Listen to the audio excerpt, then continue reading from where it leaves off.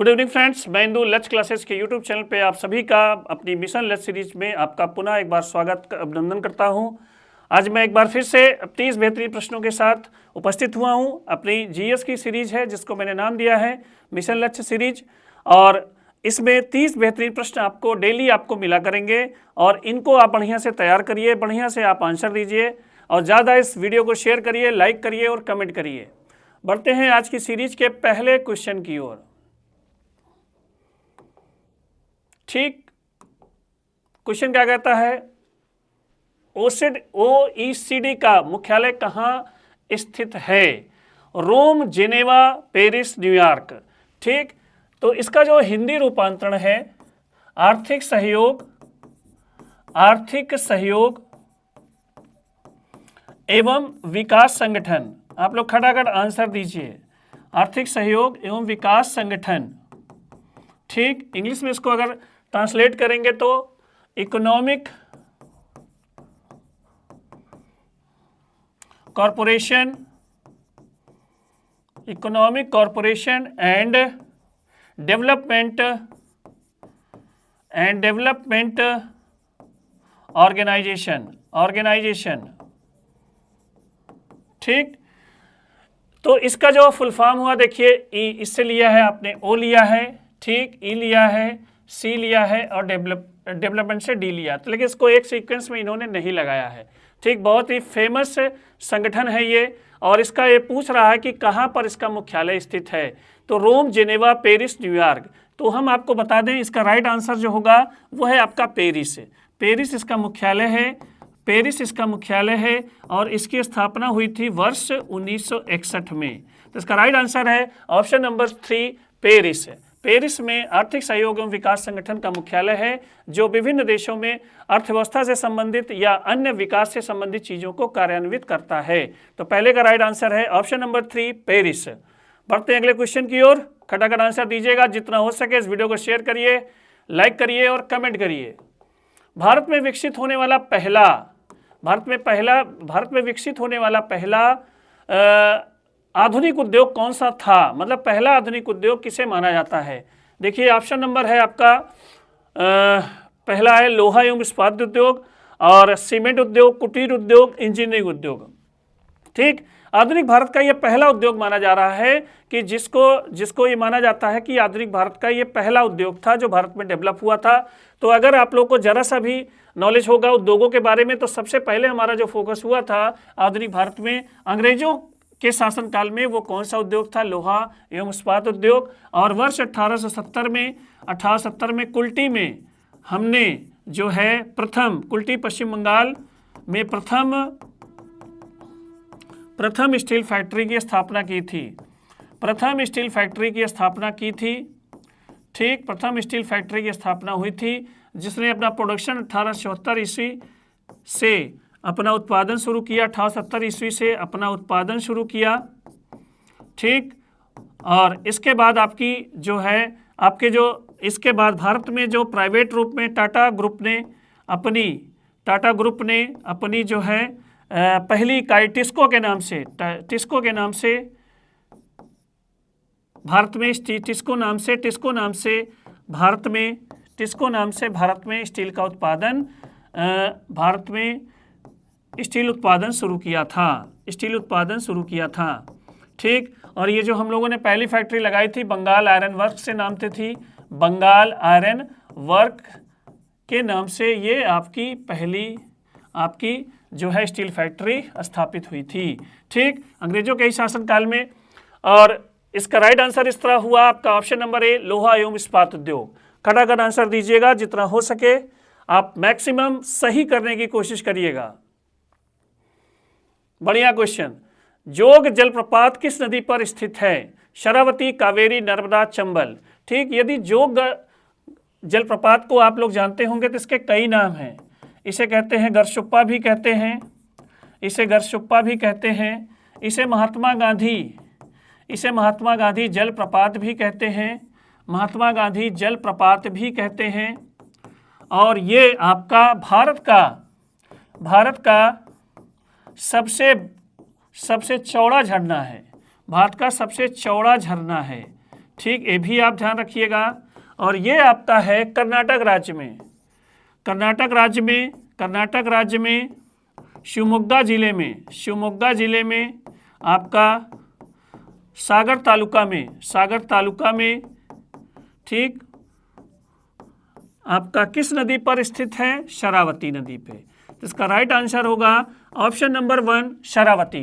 ठीक, खटाखट आंसर देते रहिएगा, जितना हो सके इस वीडियो को आप शेयर करिए, लाइक करिए और कमेंट करिए, और मैक्सिमम आप जो है ये प्रयास किया करिए कि हमारे आंसर देने से पहले आपका आंसर आ जाए। बढ़िया क्वेश्चन नंबर 4, फैजी ... के दरबार में रहते थे हुमायूं, दारा शिकोह, बहादुर शाह जफर, अकबर। ठीक, फैजी, इनको अगर परिचय दिया जाए तो ये अबुल फजल के भाई थे। अगर आपको ये मैंने हिंट दे दिया तो आपको ये होना चाहिए कि अबुल फजल के भाई थे, तो पक्का किसका शासनकाल रहा होगा? आप सही हैं, किसके शासनकाल में थे? ये अकबर के शासनकाल में थे। और अकबर ने इनको अपने पुत्रों अकबर ने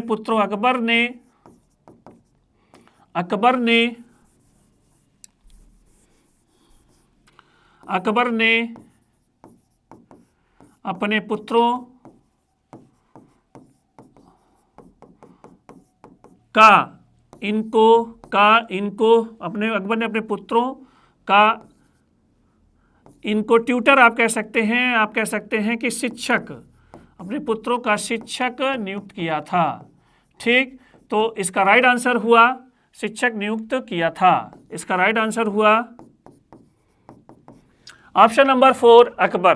ठीक, अकबर के शासनकाल में फैजी इनके दरबार में रहते थे, जो महान विद्वान थे, और अकबर ने अपने पुत्रों को इन्हीं के संरक्षण में शिक्षा दी थी। बढ़ते हैं अगले क्वेश्चन की ओर। क्वेश्चन नंबर 5 क्या कहता है? खटाखट आंसर दीजिएगा।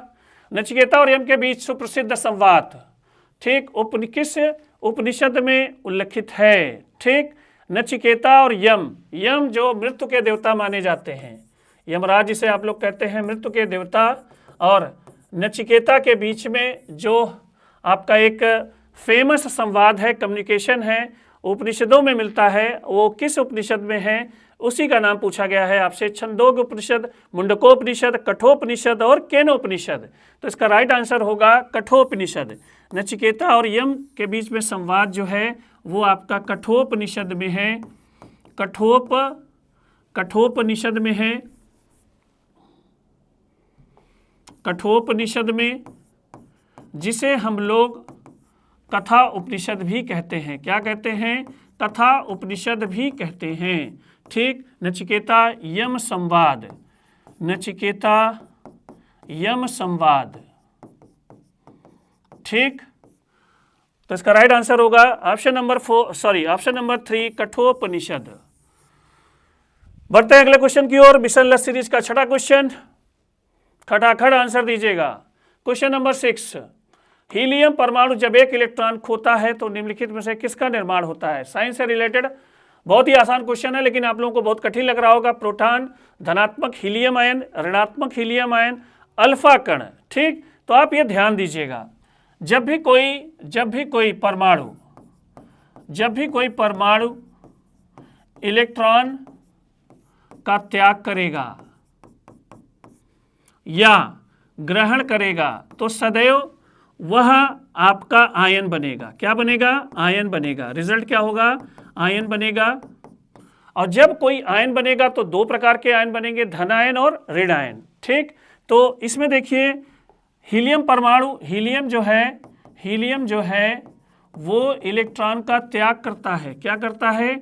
इलेक्ट्रॉन का त्याग करता है। तो अगर यदि त्याग करेगा तो हीलियम धन आयन बनेगा। क्या बनेगा? हीलियम धन आयन बनेगा। ठीक, तो देखिए इसमें ऑप्शन है आपका प्रोटॉन, धनात्मक हीलियम आयन, ऋणात्मक हीलियम आयन, अल्फा कण। तो इसका राइट आंसर होगा ऑप्शन नंबर 2 धनात्मक हीलियम आयन। ठीक, बढ़ते हैं अगले क्वेश्चन की ओर। क्वेश्चन नंबर 7,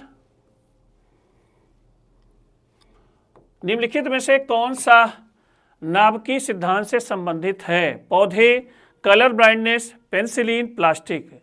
नाभिकीय सिद्धांत से संबंधित है। ठीक, कलर ब्लाइंडनेस की हिंदी होगी वर्णांधता। ठीक, एक जेनेटिक डिजीज है, ठीक, रंगों का स्पष्ट विभाजन न हो पाना, लाल और हरे में विभेद न कर पाना, तो इसमें से कौन सा नाभिकीय सिद्धांत से संबंधित है? तो ये क्वेश्चन प्रीवियस ईयर का था। तो इसमें आपको ऐसा लग रहा होगा कि किसमें कौन सी प्रोसेस होती है, नाभिकीय विखंडन या नाभिकीय संलयन, तो ऐसा कुछ नहीं है। ये नाभिकीय सिद्धांत नाम दिया है, नाभिकीय सिद्धांत नाम दिया है और उस व्यक्ति से नाम दिया है जिन्होंने इस पे काम किया है। जॉन डाल्टन का नाम इसमें है और जॉन डाल्टन ने आणविक सिद्धांत के ऊपर काम किया था। इसके साथ साथ ही इन्होंने एक बीमारी पर भी काम दिया, एक बीमारी पर भी काम किया था जिसे कहते हैं कलर ब्लाइंडनेस, और इसी के कारण इसको डाल्टनिज्म के नाम से भी इस बीमारी को जाना जाता है। तो इसमें इनका लिंक है किससे? इस प्रश्न में लिंक है किससे? नाभिकीय सिद्धांत का किससे? जॉन डाल्टन से। और जॉन डाल्टन का लिंक है किससे? किस बीमारी से? कलर ब्लाइंडनेस से। तो इसका राइट आंसर होगा ऑप्शन नंबर 2। कुछ प्रश्न ऐसे आएंगे, जैसे मैंने एक दिन चर्चा की थी, कुछ प्रश्न ऐसे आएंगे जिनको करने में आपको दुविधा होगी। प्रीवियस ईयर था तो इसको मैंने जानबूझ के डाला था, तो इसको ध्यान रखिएगा। इस तरह से भी प्रश्न आ सकते हैं। बढ़ते हैं अगले क्वेश्चन की ओर। Question number 8। क्वेश्चन नंबर 8,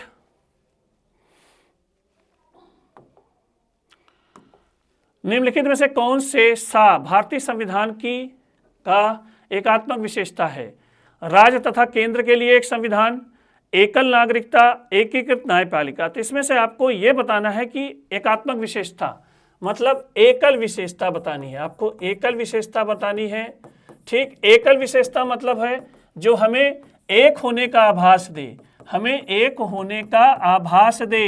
पहले शब्दों का, क्वेश्चन में शब्दों का अर्थ समझ लीजिएगा। एक होने का आभास मतलब जैसे हमारे यहाँ शासन की 2 इकाई है, संघ एवं राज्य। तो ये 2 प्रकार का हमारे ऊपर शासन है, तो लेकिन हमें इनमें से ऐसी कौन सी चीज़ है जो हमें एक बनाती है, एकात्मकता का प्रतीत कराती है? तो पहले देखेंगे राज्य तथा केंद्र के लिए एक संविधान। ठीक, एकल संविधान कहते हैं इसे, कोई दिक्कत नहीं है। एकल संविधान ये हमारा एहसास दिलाती है कि हम जो है एकात्मक विशेषता है। एकल नागरिकता, ठीक, वेरी गुड, एक ही नागरिकता है, एक ही प्रकार की नागरिकता है। संघ ही नागरिकता देता है, राज्यों को नागरिकता देने का अधिकार नहीं है। एकीकृत न्यायपालिका, ठीक, हमारे यहाँ जिला न्यायालयों से लेकर के माननीय उच्चतम न्यायालय तक एकल नागरिकता है, कहीं पर स्टेट में अलग अलग ऐसा कोई उसमें चेंजिंग नहीं है। तो ये भी हमें किसका एहसास कराती है? एकल का। तो ये तीनों ऑप्शन जो दिए गए हैं वो हमारे संविधान की एकात्मक विशेषता के बारे में बताते हैं। तो इसमें से हम ऐसा ऑप्शन ढूंढेंगे जिसमें तीनों चीज़ें होंगी। तो इसका जो ऑप्शन नंबर 4 है वो आपको 1, 2 तथा 3 सभी ये राइट आंसर इस क्वेश्चन का होगा। ठीक, बढ़ते हैं अगले क्वेश्चन की ओर। खटाखट आंसर दीजिएगा। क्वेश्चन नंबर 9 साइंस से ही रिलेटेड है। क्या कह रहा है क्वेश्चन? औसत ... को हम कुल उपयोग की गई ऊर्जा को कुल किए गए समय से विभाजित कर प्राप्त कर सकते हैं। बल, शक्ति, आघूर्ण और शक्ति। तो इसमें यह पूछा गया है कि कुल उपयोग की गई ऊर्जा को कुल उपयोग किए गए समय, कुल उपयोग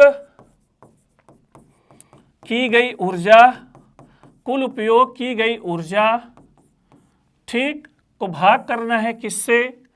कुल उपयोग किए गए समय, कुल उपयोग किए गए समय, कुल उपयोग किए गए समय। ठीक, इससे हम भाग कर रहे हैं। तो इससे जो निकलता है तो वो पूछा है कि औसत बल है कि औसत शक्ति है। अच्छा देखिए, इसमें 4 ऑप्शन हो गए हैं, ध्यान रखिएगा। ठीक, इसमें हम एक ऑप्शन अपने मन से लिख दे रहे हैं, ऊर्जा। ठीक, तो बल, शक्ति, आघूर्ण और ऊर्जा।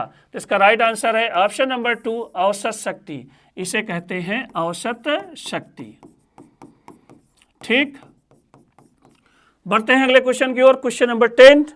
खटाखट आंसर दीजिएगा आप लोग, लास्ट तक बने रहिए। पृथ्वी की सतह के ... प्रतिशत भाग पर जल है?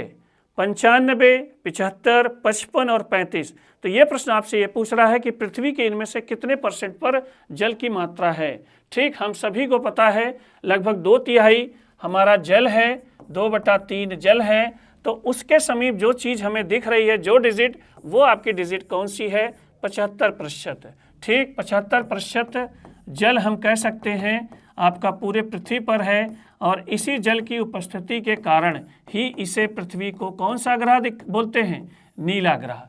तो इसका राइट आंसर होगा इस क्वेश्चन का ऑप्शन नंबर 2, 75। बढ़ते हैं अगले क्वेश्चन की ओर, खड़ा कर आंसर दीजिएगा। कंप्यूटर से रिलेटेड क्वेश्चन है, इसमें आपको किसी भी लैब में जाने की आवश्यकता नहीं है, आपका ये डेली यूज क्वेश्चन है। निम्नलिखित में से कौन, निम्नलिखित में से एक ऑपरेटिंग सिस्टम नहीं है? ठीक, ऑपरेटिंग सिस्टम नहीं है Mozilla Firefox, Microsoft Windows, Linux, Apple macOS. ठीक, देखिए ऑपरेटिंग सिस्टम क्या मतलब हुआ, आप हमेशा ध्यान रखिएगा, कंप्यूटर हो चाहे लैपटॉप हो चाहे आपका मोबाइल हो, दो प्रकार के सॉफ्टवेयर पड़े रहते हैं।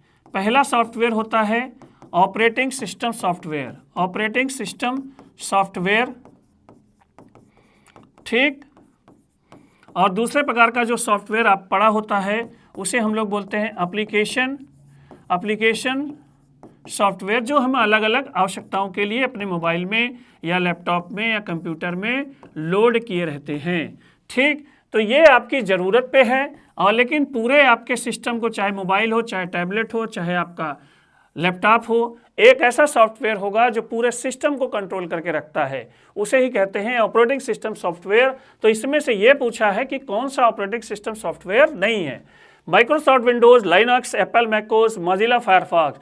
तो ये हम सभी को पता है कि एक ब्राउज़र है। मोजिला क्या है? ब्राउज़र है। मोजिला हुआ, क्रोम हुआ, ये सब एक ब्राउज़र हैं जो हमें इंटरनेट की दुनिया में चीज़ों को सर्च करने के लिए, वेबसाइट को सर्च करने के लिए या अन्य किसी चीज़ को सर्च करने के लिए ढूंढने में मदद करते हैं। तो इसका राइट आंसर है ऑप्शन नंबर 1, मोजिला फायरफॉक्स। बढ़ते हैं अगले क्वेश्चन की ओर, क्वेश्चन नंबर 12।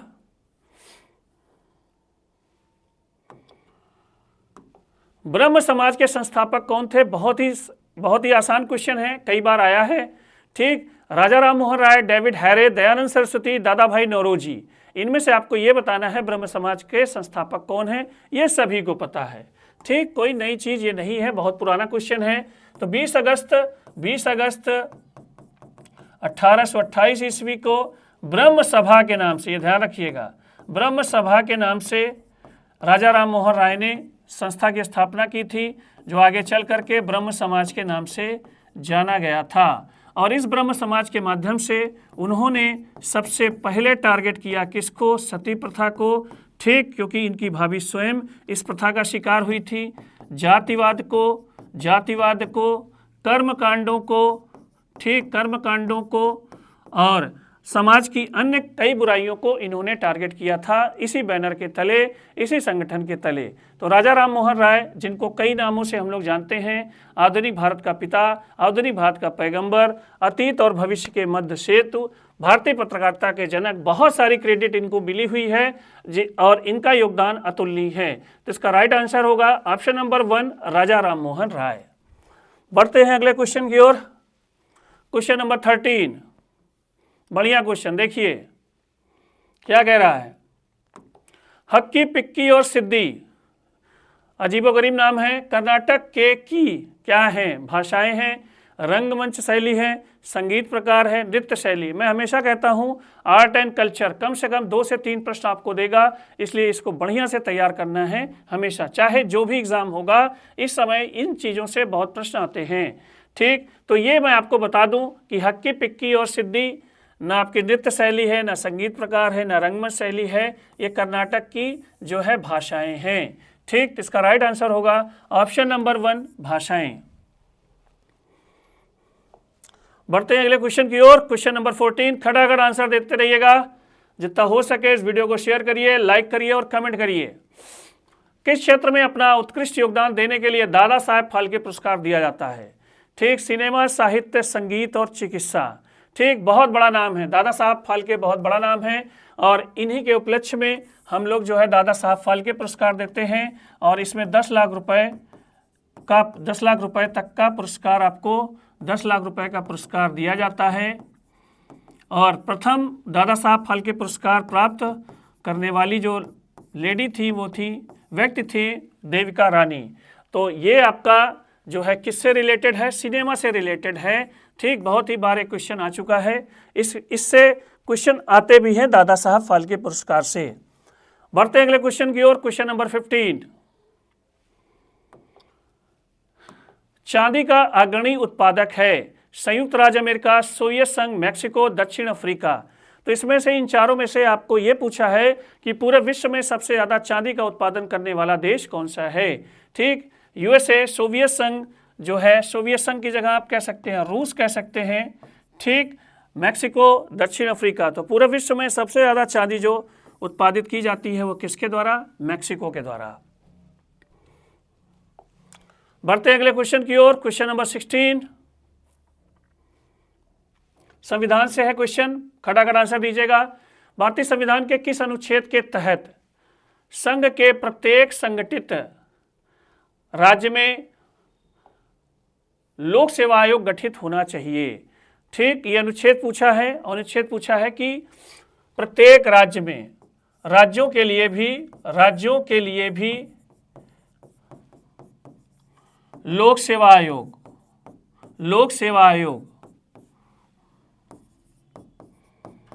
सेवा आयोग के गठन का प्रावधान। ठीक, ये आपका किस आर्टिकल में है, अनुच्छेद 315, अनुच्छेद 215, अनुच्छेद 305, अनुच्छेद 205। तो इसका राइट आंसर है आर्टिकल 315 में हम सभी राज्यों के लिए एक लोक सेवा आयोग के गठन का प्रावधान किए हैं, जो उस राज्य की क्लास 1 ऑफिसर्स को, क्लास 1 जॉब को जो है रिक्रूट करता है और भी अन्य चीज़ों के लिए उत्तरदायी है। प्रत्येक राज्य में, जैसे आपका उत्तर प्रदेश का है, उत्तर प्रदेश में भी आपका लोक सेवा आयोग है जो आपका इलाहाबाद में स्थित है, जो पीसीएस की परीक्षा कराता है। तो ये आपकी बातें आपकी किस आर्टिकल में हैं, आर्टिकल 315 में, 315 में इसके गठन का प्रावधान है। बढ़ते हैं अगले क्वेश्चन की ओर। क्वेश्चन नंबर 17, हाल ही में चर्चा में रहा भारतीय ऐतिहासिक अभिलेख आयोग किस मंत्रालय के अंतर्गत कार्यरत है। ठीक, ये प्रीवियस ईयर क्वेश्चन है, पिछले वर्ष का क्वेश्चन है, और ये पूछ रहा है कि गृह मंत्रालय, विज्ञान एवं प्रौद्योगिकी मंत्रालय, संस्कृति मंत्रालय और खान मंत्रालय। भारतीय ऐतिहासिक अभिलेख आयोग जो अभिलेखों के संरक्षण, अभिलेखों के खोज के लिए जिम्मेदार आयोग है, जिसने 2024 में एक नए फॉर्मेट से 2024 में नए लोगों से काम करना प्रारंभ किया था, नए प्रतीक चिन्ह से। तो ये आपका किस मंत्रालय के अंतर्गत है, तो इसका राइट आंसर है गृह मंत्रालय, विज्ञान एवं प्रौद्योगिकी मंत्रालय, संस्कृति मंत्रालय, खान मंत्रालय। तो ये आपका है आपका किस मंत्रालय के अधीन, संस्कृति मंत्रालय के अधीन ये आता है भारतीय ऐतिहासिक अभिलेख आयोग। ठीक, खटाखट आंसर देते रहिएगा, जितना हो सके इस वीडियो को शेयर करिए, और जिन लोगों ने अभी भी हमारे हमारे यूट्यूब चैनल को नहीं सब्सक्राइब किया है वो सब्सक्राइब कर लें, और जिन लोगों ने अभी भी हमारे टेलीग्राम चैनल को नहीं ज्वाइन किया है वो ज्वाइन कर लें। देखिए, पर्वतों का एक प्रकार पूछा है, निम्न में से कौन सा एक ब्लॉक पर्वत है, अल्पस, वासगेज, रॉकी, एंडीज। देखिए, ब्लॉक पर्वत को हम लोग कहते हैं हिंदी में भ्रंशोत्थ पर्वत, भ्रंशोत्थ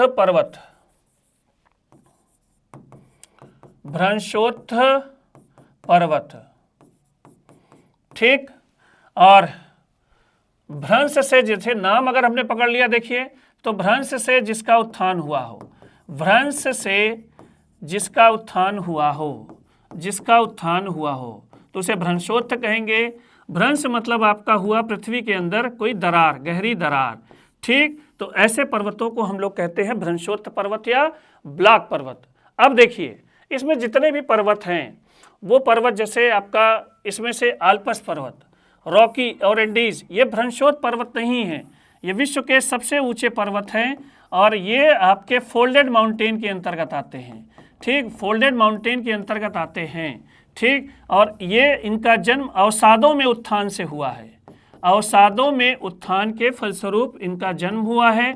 पृथ्वी के अंदर जो है प्लेटों के मूवमेंट से ये जो आपके अवसाद थे ये मुड़ते हुए ऊपर चले गए और बड़े बड़े ऊंचे ऊंचे पर्वतों का निर्माण हुआ है। तो आपको मुख्य रूप से पूरे विश्व में दो प्रकार के ही पर्वत देखने को मिलेंगे। पहला आपको वलित पर्वत देखने को मिलेगा जो सबसे ऊंचा रहेगा। छोटे पर्वत आपको जो मिलेंगे वो कौन से पर्वत होते हैं? ब्लॉक पर्वत। पृथ्वी का कोई एक हिस्सा नीचे दब जाता है, दूसरा ऊपर उठ जाता है, बीच में एक भ्रंश बन जाता है, तो ऐसे पर्वतों को हम लोग कहते हैं भ्रंशोत्थ पर्वत, ब्लॉक माउंटेन। जितने भी पुराने पर्वत आपको मिलेंगे वो ब्लॉक पर्वत ही मिलेंगे आपको। तो इसका जो आपका राइट आंसर है इसमें, तो इसमें आपका जो ये ऑप्शन नंबर 2 है, वासगेज, जो आपका फ्रांस में स्थित है, वो आपका जो है आपका कैसा पर्वत है? ब्लॉक माउंटेन है। तो इसका राइट आंसर है ऑप्शन नंबर 2, वासगेज। ठीक, बढ़ते हैं अगले क्वेश्चन की ओर। क्वेश्चन नंबर 19, किस देश ने अभी हाल ही में नई करेंसी जारी की है? ठीक, दक्षिण Africa, Zimbabwe, Kenya. Previous year का क्वेश्चन है, 2024 में ये हुआ था और इसमें से पूछा है किस देश ने अपनी नई करेंसी जारी की है। तो इसका राइट आंसर है आपका जिम्बाब्वे। जिम्बाब्वे जो है उस समय जो है बहुत अर्थव्यवस्था की इसकी बहुत खराब थी, तो इसने ZIG नाम से एक नई करेंसी जारी की थी। तो इसका राइट आंसर है ऑप्शन नंबर 2, जिम्बाब्वे। ठीक, नई करेंसी जारी करी थी 2024 में ZIG नाम से। बढ़ते हैं अगले क्वेश्चन की ओर। क्वेश्चन नंबर 20, बढ़िया क्वेश्चन, हल करिए। निम्न में से कौन सा एक प्रांतीय स्वायत्तता के उपाय का परिचय देता है? ठीक, प्रांतीय स्वायत्तता के उपाय का परिचय देता है। ठीक, ये ध्यान रखिएगा। मार्ले मिंटो सुधार, मॉन्टेग्यू चेम्सफोर्ड सुधार, क्रिप्स मिशन, भारत सरकार अधिनियम 1935। तो आपको प्रांतीय स्वायत्तता के उपाय का विचार मतलब प्रांतों को स्वशासन के लिए, इसका मैं सारांश आपको बता दे रहा हूं, तब आप इसको आंसर दीजिएगा। प्रांतों को स्वशासन के लिए ज़्यादा अधिकार देना। ठीक, मतलब भारतीयों को भागीदार बनाना प्रांतों के शासन में। ठीक, तो ये कार्य हुआ था आपका किस अधिनियम से, जिसमें आप बड़े पैमाने पे आप कह सकते हैं वो था आपका भारत सरकार अधिनियम 1935 में। इसमें हमने क्या किया था? प्रांतों से द्वैध शासन व्यवस्था को हटा दिया था। प्रांतों से द्वैध शासन व्यवस्था को समाप्त करके हमने केंद्र में द्वैध शासन व्यवस्था की स्थापना की थी।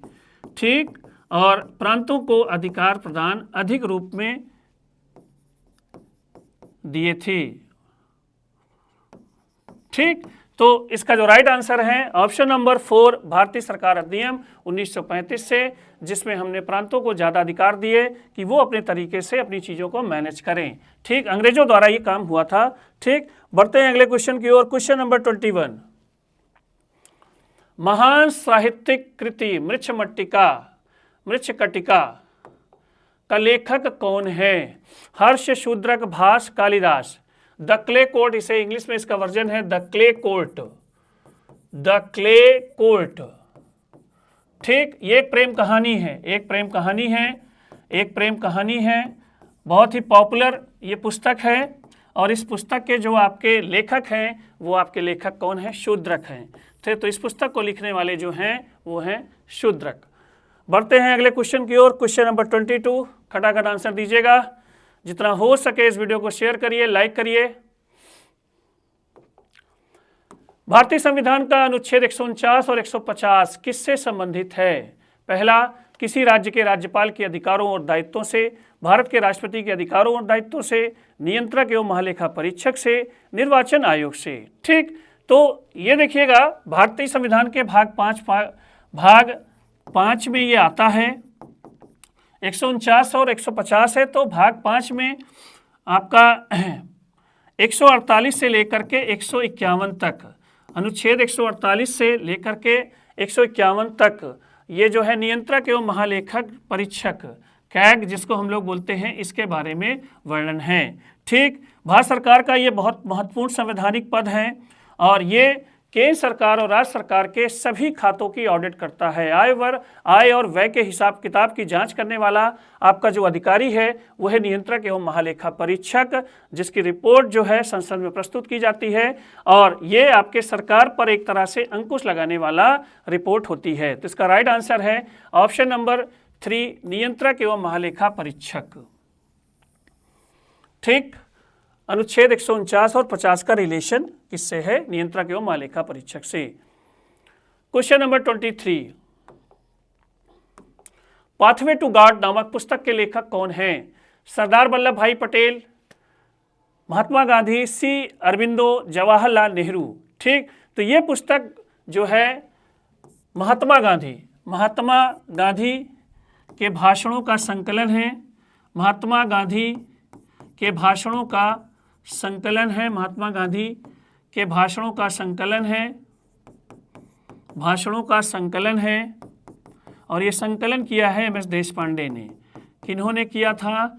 एम एस देशपांडे जी ने इस भाषण का संकलन करके एक पुस्तक का जो है निर्माण किया जिसे कहा जाता है pathway to God.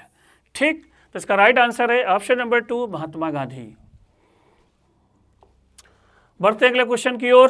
Question number 24, खटाखट answer दीजिएगा। लास्ट तक क्लास से बने रहिए। जितना देखिए लास्ट में आप खुद कैलकुलेट किया करिए कि कुल कितने क्वेश्चन हमने सही किए हैं ईमानदारी से।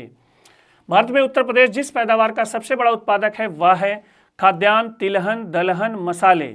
ठीक, तो इसमें से देखिए एक कंप्लीट आपका पैकेज है उत्तर प्रदेश, कंप्लीट पैकेज है खेती के मामले में, क्योंकि यहाँ पर लगभग सभी जो है आपके जो है फसलें जो होती हैं वो खाद्यान्न फसलें वो लगभग सभी अच्छी मात्रा में होती हैं।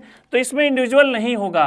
तो इसमें अगर आप ये कहेगा टोटल अगर पूरे इंडिया में पूछा जाए कि खाने वाली फसलें सबसे ज़्यादा आपकी कहाँ होती हैं, ओवरऑल दाल चावल सभी को मिला दिया जाए तो आपको नंबर 1 पे आ पाएगा आपका यूपी।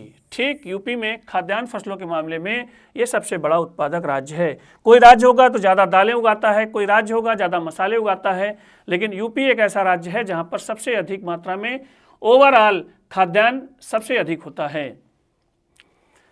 रोजगार की दृष्टि से उत्तर प्रदेश का सबसे बड़ा उद्योग, यूपी से रिलेटेड क्वेश्चन आपको यूपी के एग्जाम में हमेशा मिलेंगे। सूती मिल, हथकरघा, चमड़ा, सीमेंट। ठीक, तो देखिए 2 चीज़ें तो नहीं होंगी पक्का। ठीक, सीमेंट और चमड़ा पकड़ना है तो कैसे पकड़ेंगे?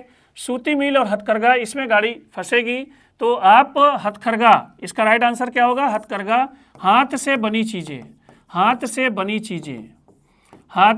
चीज़ें। सूती मिलें भी आपके यहाँ उतनी नहीं हैं।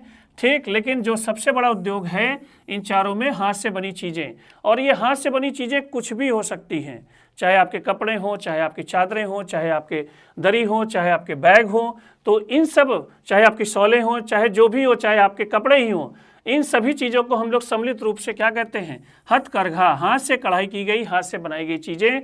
और इसमें सबसे ज़्यादा जो है व्यक्ति लगे हुए हैं इन चारों में सबसे, तो इस चारों में ऑप्शन होगा आपका ऑप्शन नंबर 2, हथकरघा। बढ़ते हैं अगले क्वेश्चन की ओर, खटाखट आंसर देते रहिएगा। क्वेश्चन नंबर 26,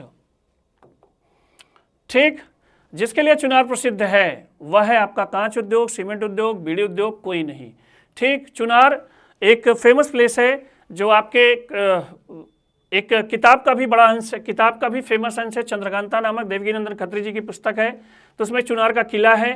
तो इसके आसपास जो भी आपकी रॉक्स हैं, पर्वत हैं, उनसे हम लोग कच्चा माल तैयार प्राप्त करते हैं। किस उद्योग का? सीमेंट उद्योग का। तो इसमें राइट आंसर होगा ऑप्शन नंबर 2 जो है सीमेंट उद्योग, जिसके लिए क्या है? चुनार प्रसिद्ध है।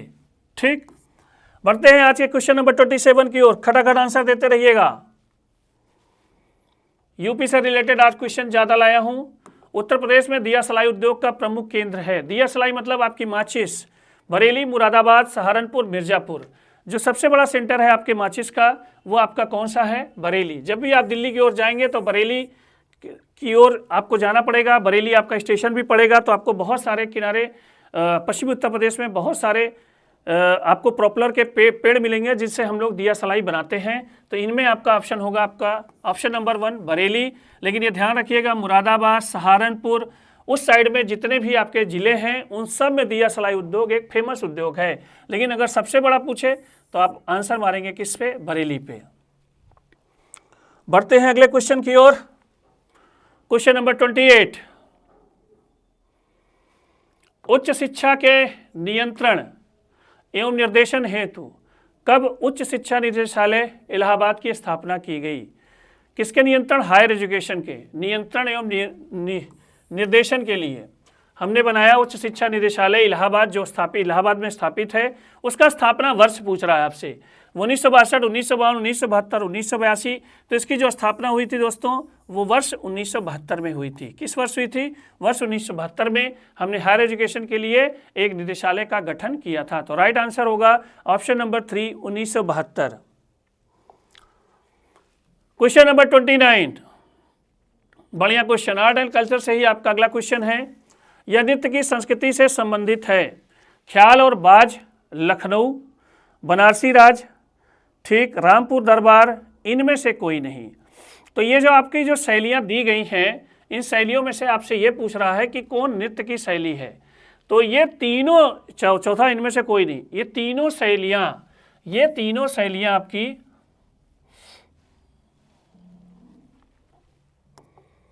ये तीनों शैलियाँ जो हैं आपकी, वो आपकी गायन और वादन से संबंधित है। किससे? गायन और वादन से, ठीक, गायन एवं वादन से संबंधित हैं।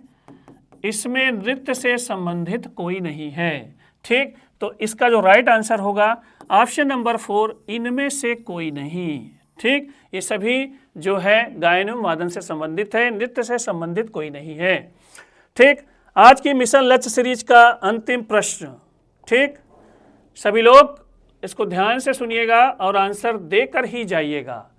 उत्तर प्रदेश शासन ने संगीत रत्न पुरस्कार किसकी स्मृति में प्रारंभ किया है? उस्ताद रशीद अहमद, उस्ताद निसार हुसैन खां, उस्ताद बिस्मिल्लाह खां, पंडित रविशंकर, ठीक। इन चारों में से आपको ये बताना है कि संगीत रत्न पुरस्कार किसकी स्मृति में स्टार्ट हुआ था।